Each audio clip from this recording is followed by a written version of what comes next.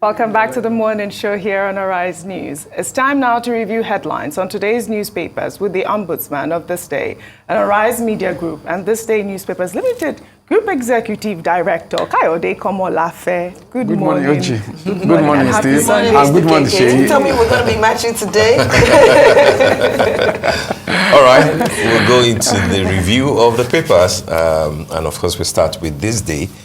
On Sunday, the lead here says Tinubu, Niger's crisis will not deter me from concluding Nigeria's economic reform program. And there are a number of riders there that are quite interesting. Task U.S. on defense of democracy in West Africa. Niger junta puts troops on red alert, denies expelling Nigerian ambassador. You have no authority to expel our ambassador, France tells junta. That's an interesting one, because he's been given 48 hours to leave. Biden agrees to meet with Tinubu at UNGA, which is a great one. And on top of that story, NSA, service chiefs, ministers, NNPCL, up the ante in war against oil theft. And that story is boosted, complemented by the cover picture, renewed war against oil thieves, when the Presidential Security Delegation on National Issues relating to crude oil assets and investments went to Port Harcourt to meet with the Minister of State for Petroleum and, of course, the Governor of Rivers State. Two more other interesting stories on the cover of This Day. On the strip there, the story on page 10, NCDC dismisses scare over new COVID-19 variants. And last but not the least is the story on the window. Federal government secures $500 million loan to fund digital economy. World Bank to provide digital IDs for 148 million Nigerians by 2014. I think that's an important one there that we can talk about. KK. Yeah. Thank you, Steve. I think the front page photo of This Day, is actually the photo extension of one of the stories on the front page. Yeah. That is the mission of the Minister of the Minister of Defense, the National Security Advisor, to the Niger Delta. And I think that is a very timely move, given the concern, over oil theft, yes, and the grave implications, for the economy, I mean, the lamentation has been that even our OPEC quota at times we're not able to meet it because, part, of the production is stolen, or a good part, of the production is stolen. So I think the seriousness of purpose, demonstrated by that particular visit, in a mission to the Niger Delta, is something that should be underlined, and then that the security sector, should take it, even more seriously. Yeah. Because one should have expected, that by now, that given, the issues that have been made, out of crude oil theft, that that should have been stemmed. And I think that it is a time, that the criminality, in that oil sector, should. It is time now, that it was put to an end. Now, as for the major story, I think it's actually a potpourri, if you will, the mixture, talk of the visit of the American delegation, to President Buhari, and also the link of that with the story of the moment, which is the crisis in Niger. Now, I think it's good, that President Tinubu is assuring, the world, of course, through, using the avenue of that meeting, that the attention being given to the Niger crisis, will not derail, the necessary reform, that are supposed, that is embarking on economic reforms at home. Yes. And that is very important because when people raise concerns about the possibility of war, one point that was always made that already we have a lot of problems that should arrest the attention of the president here at home, and that the crisis in Niger, that if it degenerates to a war, that is if you're having an invasion of Niger, that it will take a toll on the developments here at home. So I think that assurance is very important.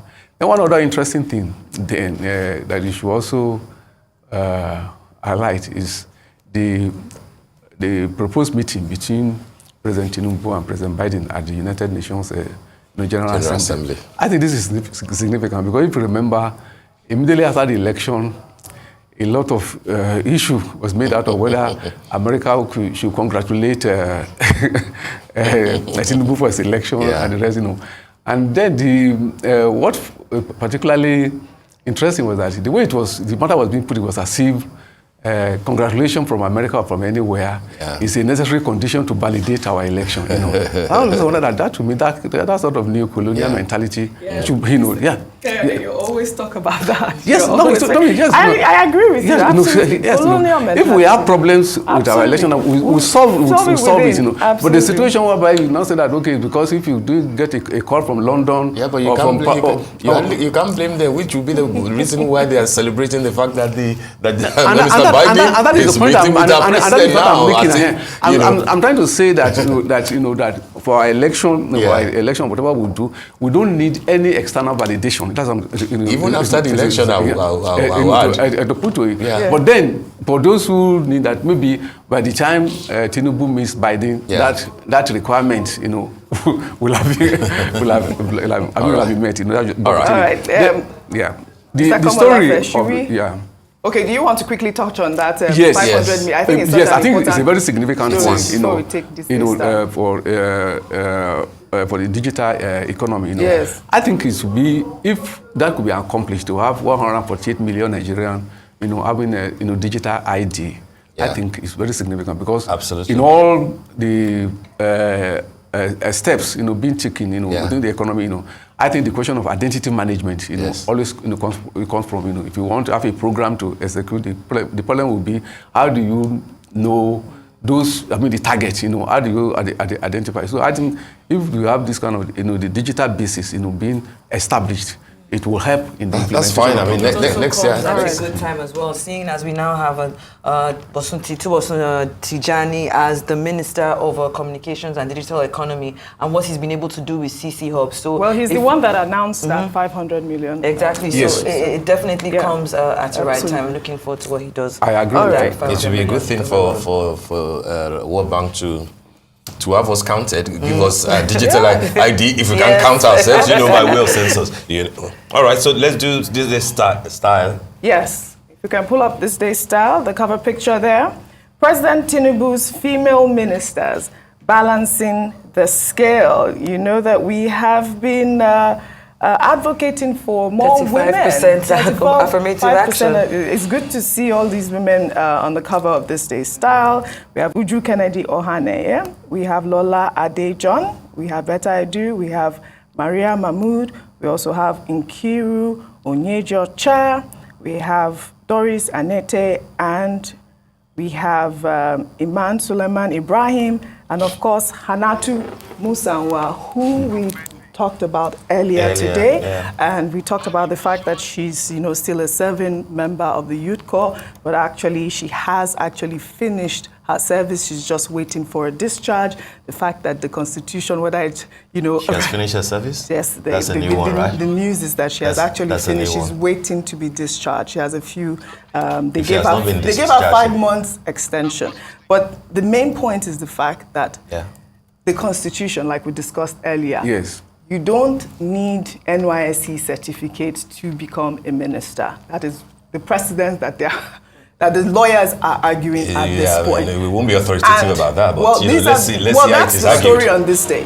That's what the lawyers are arguing on this day. I'm not a lawyer, and that's what they're saying. It is their Others job. will have a different opinion. It's a game for the lawyers. It is their Others job will have a to different argue, but opinion. that is the point that they are arguing, and that's why the story is out there at this point. So I don't know, We'll how wait and this see, will but beautiful play cover. out, yeah. 8 women out of 45 that have been confirmed. So. But may I just make a quick point Yes, about please. the cover story of This this Day style? Style? Yes. That because like the intro of the story, puts it that unlike in the past, when female ministers were given token appointments in terms of what we call the strategic nature of the appointment, I think that is wrong. In reality, because of our history, because like a respected a colleague, an editor, still familiar with him, Kingsley Osadolo, said recently, on NTA when the same topic, came up, that Kingsley made a point, which we do all realize that in the last 10 years, ministers of finance in this country have been female. And yes, and the Minister of Finance is the chief economic manager. Is the engine room. of this country. So that means that in the last 10 years, the economy of Nigeria has been managed by female ministers. So it is wrong to say that all this while that female ministers are giving token. All right, KK, thank you so much. We are really pressed for time. Thank you.